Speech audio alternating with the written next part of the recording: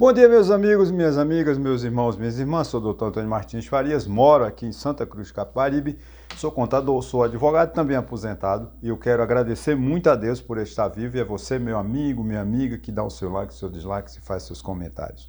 Obrigado, olha, eu estou muito feliz, 585 inscritos, gente, é muito bom. Estou crescendo muito. E também um recorde, né, da visualização em um final de semana. Até agora 288 visualizações no último vídeo, foi muito importante. Muito obrigado mesmo, né? Andei uma semana meio devagar, mas deu um bom crescimento agora, né? E hoje seria um dia, né, que seria bom que a gente não fizesse vídeo. Para a gente não falar por um lado ou para o outro. Mas eu vou começar pelo seguinte: hoje, 21 de abril, né, dia de Tiradentes, que lutou pela liberdade, pela nossa independência. Uns discordam, outros não. Eu já cheguei a discordar, mas agora estou concordando que ele realmente foi uma peça-chave na história, na mudança da história brasileira. Mas também um dado importante, que é o aniversário da minha amada eterna Brasília, né? Hoje Brasília completa seus 65 anos, vamos dizer assim, já tem direito à aposentadoria por idade, né? Eu quero aqui parabenizar com todo o coração aos brasilienses. Especialmente vou escolher um único amigo que eu tenho assim, que não é meu amigo, é meu irmão, Geraldo Magela Miranda. Um dia se ele vê o meu vídeo: Geraldo, você é o representante de todos os brasilienses. Você é um natural de Brasília, uma pessoa que eu amo. Não precisa, nós não precisamos fazer declaração um para o outro, porque nós sabemos o respeito, a admiração, o amor que existe entre nós. Somos grandes amigos, somos grandes irmãos até o fim de nossa vida no planeta Terra, e com certeza no mundo espiritual nós nunca nos separaremos pelo nosso respeito, pela nossa amizade um pelo outro. Então, a todos os brasileiros, esse povo maravilhoso, porque é preciso, uma vez eu falei com um deputado, eu ia de Recife para Brasília, e eu disse para um deputado de Pernambuco que morava em Brasília: mas Brasília é terra de ladrão. Eu falei: os que vocês levam de Recife. Porque a cidade de Brasília, a gente tem que separar o brasiliense, que hoje é a sua emancipação, 65 anos, aquele que nasceu, né, há 65 anos, de 21 de abril de 1961, né, e nasceu em Brasília. Esse cidadão que me preocupa, esse cidadão é um cidadão bom. Agora, nós separamos Brasília: os que vão para lá, os ladrões que vão, os políticos que vão lá só se dar bem, né, que não são os brasilienses, dos brasilienses que nascem, que trabalham, que são guerreiros. A esse brasiliense guerreiro, nascido e se criado em Brasília, o famoso candango, o meu respeito. E a minha admiração é eterna, porque eu amo Brasília pro resto, assim como amo o Rio de Janeiro. Dos quais, né, dos 40 anos que eu fiquei fora do Nordeste, 38, 36 ou 32 foram no Rio de Janeiro. Mas também acho que o mundo amanhece triste e ao mesmo tempo alegre, porque às 5 e pouco da manhã, a hora de Brasília, não sei o horário de Roma, falece o nosso Papa Francisco. Um Papa que veio mudar a história. Ele dá um sinal para a igreja. Talvez a gente não compreenda a mensagem dele. Hoje, né, não é oportuno de se falar, de se provar o legado que este homem deixou. Mas aqui eu faço eu me lembro de uma live que eu assisti de um jornalista chamado André Trigueiro, né, e ele disse que a escolha do nome de Francisco era a opção da igreja pela pobreza, para eliminar a pobreza, lutar pelas liberdades, lutar pela democracia. Então, Papa Francisco, sendo um jesuíta, que me orgulha muito mais, porque eu tive, graças a Deus, aprendi as primeiras letras, primeiramente com minha mãe, com minhas irmãs e meus irmãos mais velhos, depois com a minha querida professora Silva Borges, no sítio Barrocas, no município de Barra de São Miguel, que hoje não existe mais. Mas o nome de Silva Borges da Costa, ou Tia Silva, como a gente conhecia, será eterno. Mas eu, com 10 anos, 12 anos, saí da escola, como era normal para criança do Nordeste, fui trabalhar. E fui começar a estudar com 19, 20 anos no Rio de Janeiro, num colégio jesuíta, Colégio Santo Inácio, do qual me orgulho muito. Então eu me sinto como jesuíta a perda de um irmão. Ah, tu está falando besteira. Não, ele é meu irmão. Se eu estudei no colégio jesuíta, e os padres jesuítas diziam, quem estuda no colégio jesuíta também é jesuíta. Então eu vou assumir a condição de um jesuíta, né, que é irmão de Papa Francisco. A minha homenagem, a minha esperança, que ele há de ser recepcionado, recebido pelos anjos, pelos guardiões, pelos protetores, pelos fundadores do cristianismo, como São Francisco de Assis, como Tomás de Aquino e tantos outros. Que essa riqueza da espiritualidade, esses espíritos fundadores do cristianismo, os filósofos do cristianismo, eles não estão estáticos, eles não estão parados. No mundo espiritual, eles estão atuando, recebendo, recepcionando aqueles que na Terra têm uma missão. Missão complexa, missão dura, missão difícil, que é a missão de um Papa. Independente de qualquer tendência religiosa, eu não estou aqui defendendo o catolicismo, não, eu defendo a Deus, eu defendo a obra de Jesus. E a Igreja Católica, com seus erros, seus acertos, tem mais acertos, na minha opinião, do que erros. Porque ela ensina, ela caminha, ela prega o Evangelho, ela prega a história de Jesus. Ouve e segue quem quer. É livre, é a liberdade para cada um. Nós somos livres para decidir. Então, o Papa Francisco descanse em paz, Papa Francisco que seja recepcionado pelos guardiões, né, da espiritualidade, que os ex-papas, os ex-cardeais, os ex-padres que estejam lá em festa.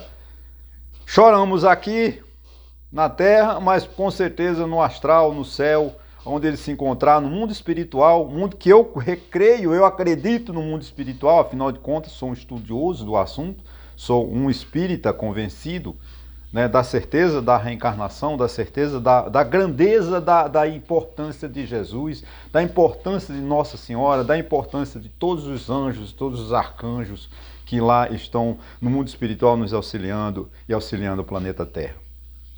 O Papa Bento Francisco, junto com Bento XVI também, né?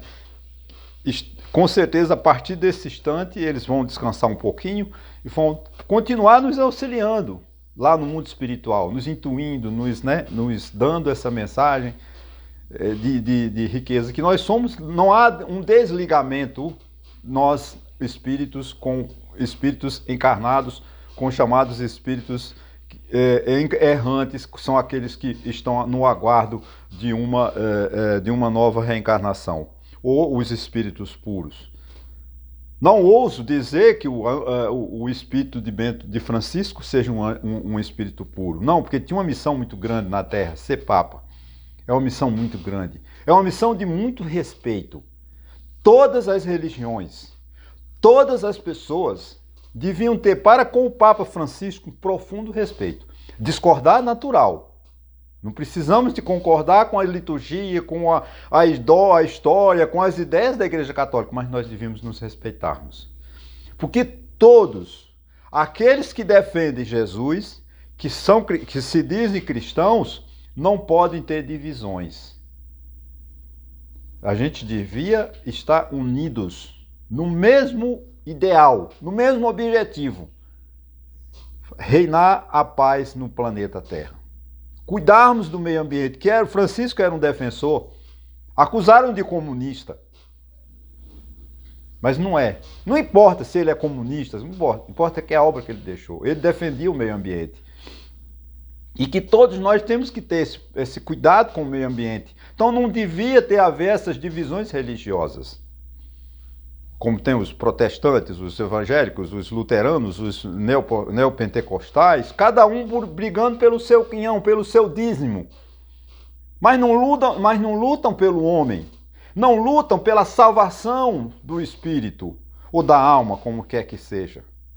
Porque eles estão brigando entre si por privilégios. Você vê o mundo político brasileiro todo composto de evangélicos, bancada evangélica, que estão lá só usurpando, roubando o dinheiro do povo que ia para a saúde, para a educação.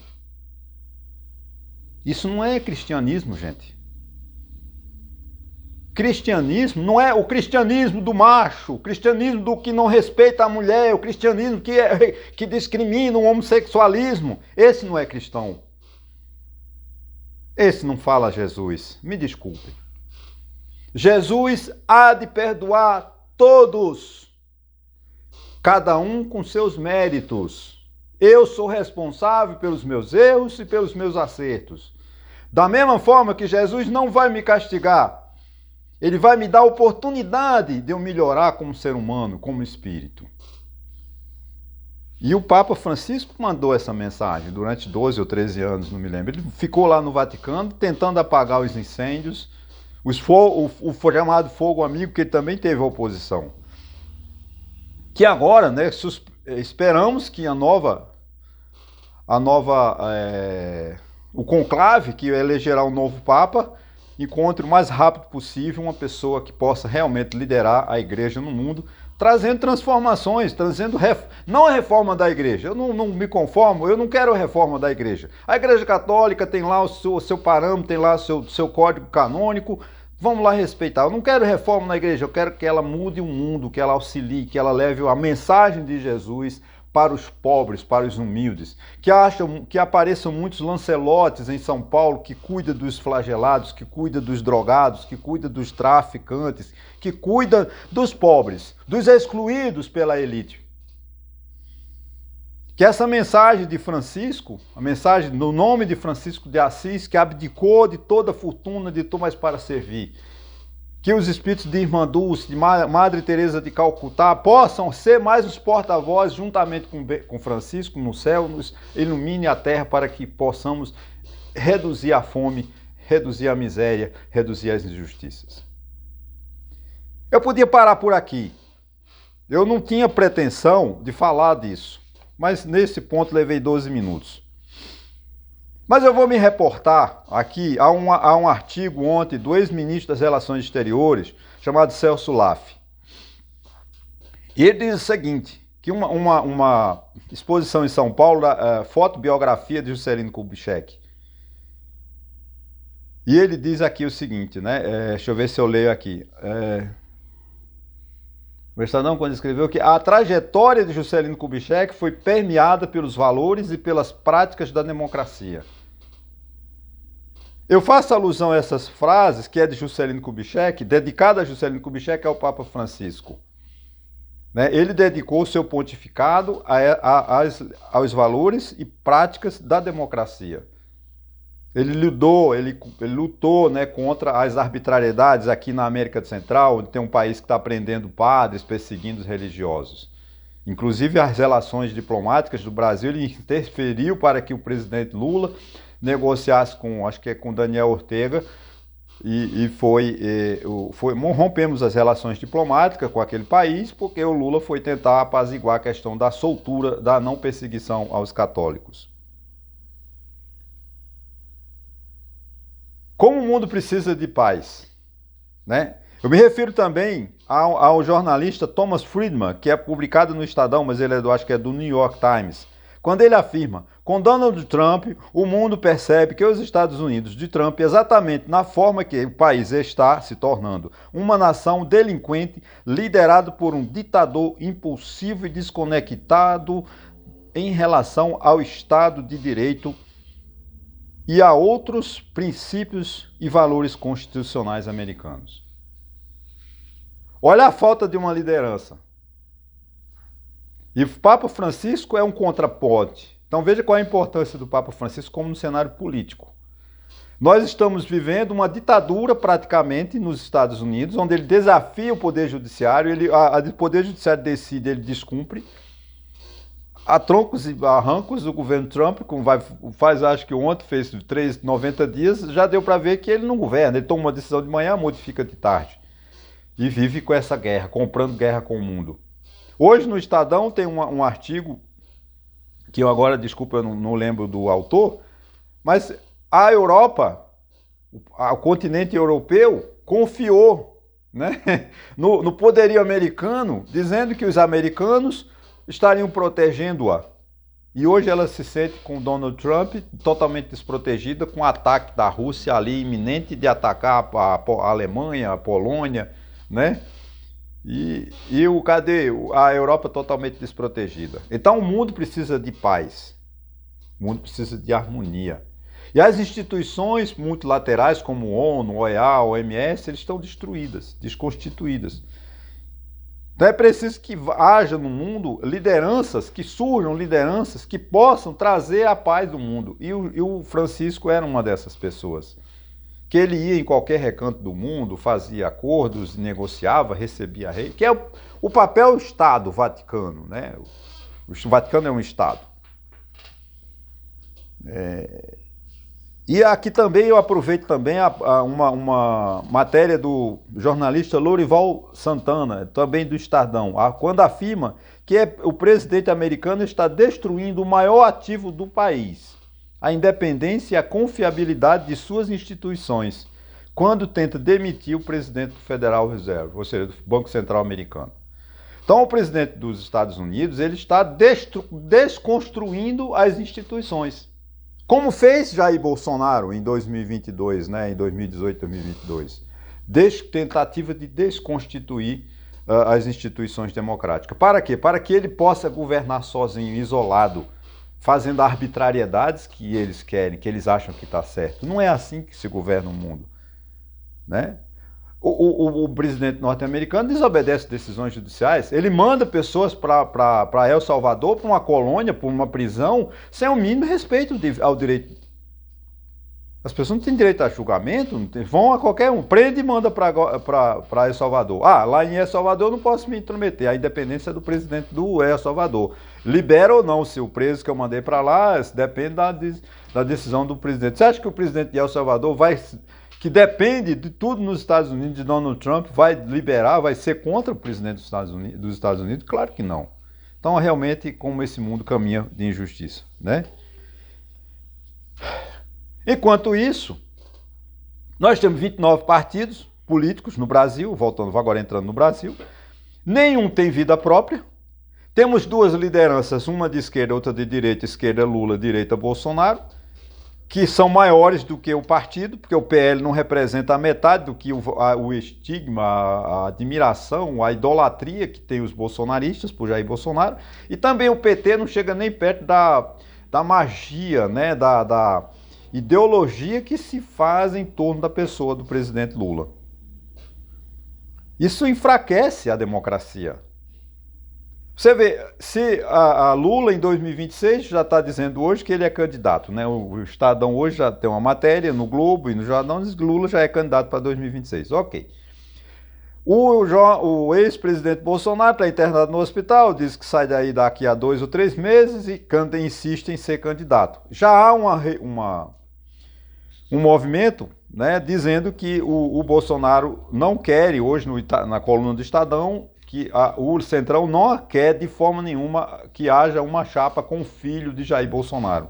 Porque Bolsonaro está inelegível, não tem como ele ser candidato, é uma ilusão quem acreditar que Jair Bolsonaro vai ser candidato a presidente em 2026. Não será.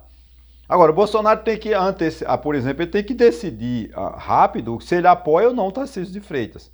Porque o Tarcísio de Freitas, para ser viável a candidatura de Tarcísio de Freitas, ele precisa dos votos de Bolsonaro. Né? Agora, a direita vai concorrer com quem? Pode aparecer um louco como Pablo Marçal, tem esse ex-governador de Goiás, mas que é o Ronaldo Caiado, que é um político tradicional desde 1989, quando ele era um ruralista, né? Ele é do mundo rural, né? Ele é vamos dizer assim, do agronegócio, né? Está governando Goiás, se propõe a ser candidato.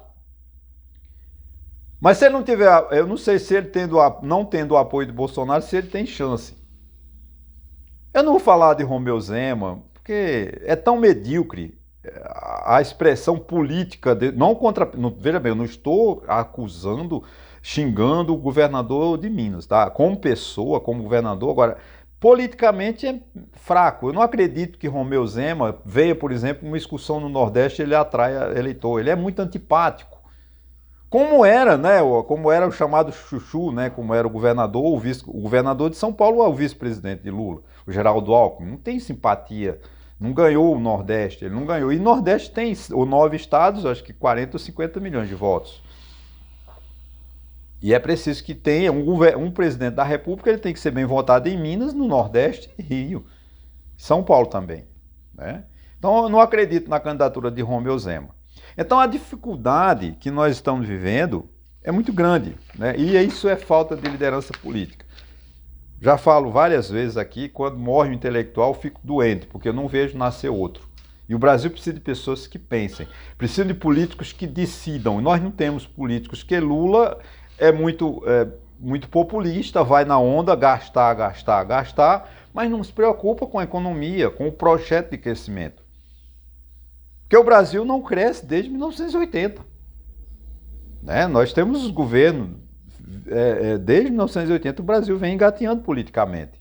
E o presidente Lula, por exemplo, já perdeu a questão da inflação. Esse ano ele não controla mais a inflação já saiu do controle. Estão prevendo um déficit de 10 ou 11 bilhões no ano que vem, em 2026. Em 2027, uma situação muito pior. Quer dizer, até quando nós vamos ter que viver fazendo arcabouço fiscal, emenda constitucional às pressas, correndo para mecanismos contábeis para que as contas fechem? Gente, as contas só fecham se você parar de gastar e a arrecadação for suficiente para pagar a despesa. Ah, mas o ano que vem o Bolsonaro não pagou precatório, mas 43 milhões o Lula pagou, mas esses 43 bilhões não entram na despesa. Mas, gente, o governo pagou, saiu o dinheiro do caixa. Só não entrou na contabilidade. Né? Teve lá uma redução. Ah, o nosso déficit é de 40 bilhões, como 40 bilhões não entra, nós temos um superávit primário de zero. Não. Você gastou 40 bilhões. Em 2027, a situação é muito complicada. Então, mas você é maluco, está falando de 2020, em 2025 já está preocupado com 2027? Claro, gente. Porque a economia funciona da seguinte maneira. O governo se financia todo dia vendendo títulos para daqui a 10 anos pagar. Com juros altíssimos. A nossa dívida provavelmente chega em 2027 com 83%, 84% do PIB. Ou seja, é muito alta a nossa dívida pública, nossa dívida interna. Aí, como com a dívida interna muito elevada, não tem investimento. Se não tem investimento, não tem crescimento da economia.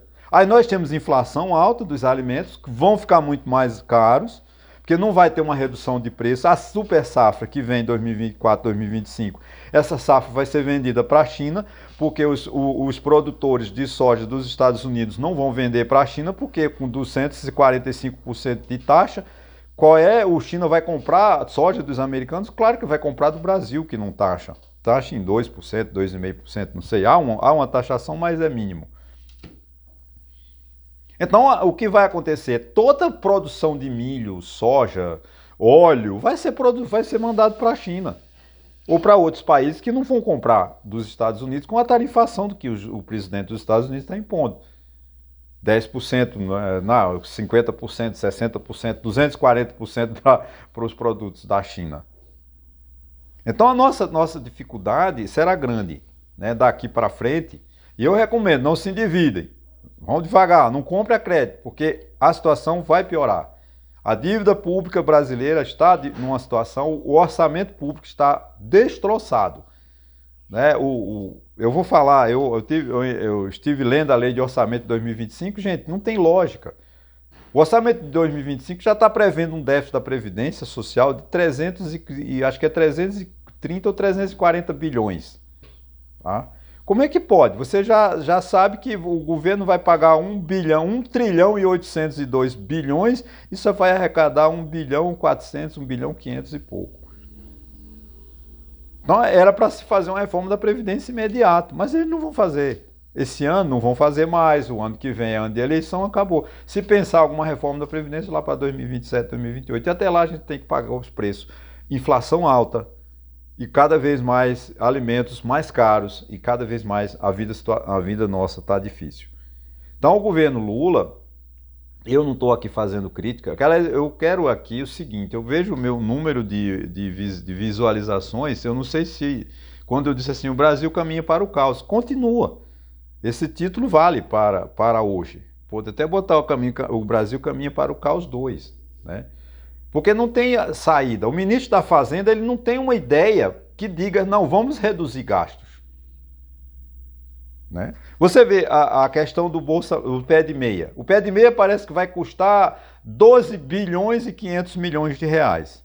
Mas está no orçamento, parece 1 bilhão e 700. Aonde vai pagar isso? Alguém tem que pagar essa conta. Se vai gastar 12 bilhões e meio, mas só está no orçamento 1 bilhão e 700, está tudo errado. Isso é papel do ministro da Fazenda, encontrar alternativas, saídas por questão do orçamento. O orçamento de um país é fundamental porque é aonde, do orçamento, a partir da leitura do orçamento, que você enxerga o planejamento, a execução do programa de governo. Agora você tem um orçamento, ninguém toma conhecimento do orçamento e aí o governo faz o que quer. Você vê, nós gastamos 12 bilhões, mas só incluímos no orçamento 1 bilhão, 1 bilhão e 700, ou 2 bilhões, vamos lá. 10 bilhões vai tirar da onde? Está tudo errado. E já tem as burbúrias, as notícias de corredor, as rádios peões, como chamam, que 2026, 2027 o país quebra, não tem acabou o dinheiro, não tem para pagar as contas. Não tem mais fonte de receita, porque uma fonte de receita é tributos, né? Imposto, taxa, contribuições sociais. Uma hora isso acaba. A não ser que ele imponha um depósito compulsório. Tem que ser uma crise muito grave, ou um investimento nacional muito importante. Pode ser que ele crie lá. É uma excelente oportunidade do governo instituir um depósito compulsório ou um imposto extraordinário para resolver esse problema de 2026, 2027, que está com um déficit de 10 bilhões. Ele tem 10 bilhões para pagar e não sabe de onde, porque não tem receita. E mesmo que ele faça empréstimos, não compensa. Então, é o ministro da Fazenda o responsável por isso. Você está dizendo que o ministro da Fazenda é incompetente? Não, só quero dizer que o ministro não é incompetente. Ele não pode governar porque ele não tem autonomia. Né? Não é que nem o presidente dos Estados Unidos, que já quer demitir o presidente do Banco Central americano, porque não concorda de que aumentar a taxa de juros, manter o juro alto, e o presidente dos Estados Unidos quer que os juros baixem. Eu acredito que ele não vai diminuir, ele não vai poder demitir o presidente do Banco Central americano. Mas aqui no Brasil, se o Lula puder, demite o Haddad, para o Haddad não dar resposta. Mas o Haddad tem que ter uma resposta. E o Ministério da Fazenda tem que dizer que tem que cortar gastos e quem tem que administrar, porque esse país está sem governo. Eu desculpo os petistas, assim como foi Bolsonaro, que deu calote nos precatórios, encheu o povo de dinheiro para tentar ganhar a eleição. Foi irresponsável tanto quanto é o Lula. Então eu estou falando mal do Bolsonaro, estou falando mal do Lula. O que o Brasil precisa é pensar esse país de uma forma honesta, reduzir gastos e fazer uma administração eficiente, que infelizmente não conta com a colaboração dos prefeitos, dos governadores, que são os mais irresponsáveis. Então o Brasil está entregue às moscas. O Brasil não tem planejamento, o Brasil não tem governo. Gente, muito obrigado. Mais uma vez aqui, você que chegou até aqui, muito obrigado. Se inscreva no meu canal, dê o seu like, seu dislike. E parabéns mais uma vez ao meu povo de Brasília. Eu amo Brasília e que Deus ilumine, que Deus leve cada vez mais o nosso Papa Francisco. Um abraço.